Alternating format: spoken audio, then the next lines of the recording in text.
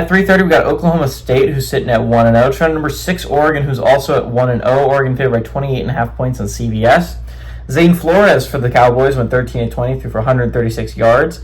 Caleb Hicks had 21 carries for 56 yards, and Terrell Davis had 2 catches for 75 yards. Dante Moore went 18-23, threw for 213 yards, 3 touchdowns, 0 interceptions. Noah Whittington had 10 carries for 68 yards and a touchdown, and Malik Benson has 5 catches for 51 yards and a touchdown. Oregon is 1-0 against Oklahoma State all time. They played in 2008, and Oregon won 42-31 in the Holiday Bowl. It's a big game for Oklahoma State, by the way.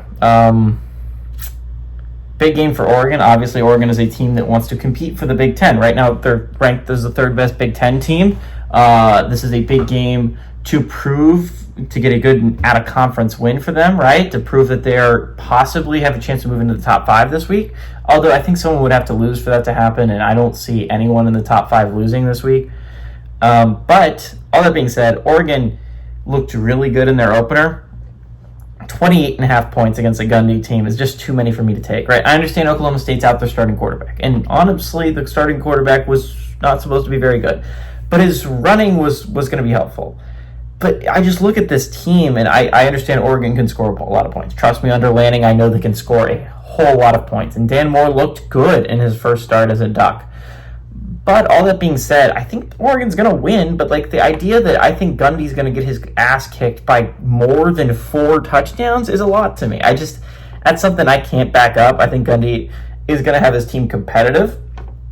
Again, what's so interesting about the Big 12 is last year, a team that went 3-9 the previous year won it.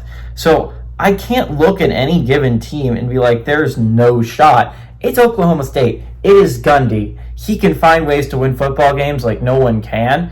Again, Oklahoma State was not a good program before he got there, and he made them respectable for many, many years.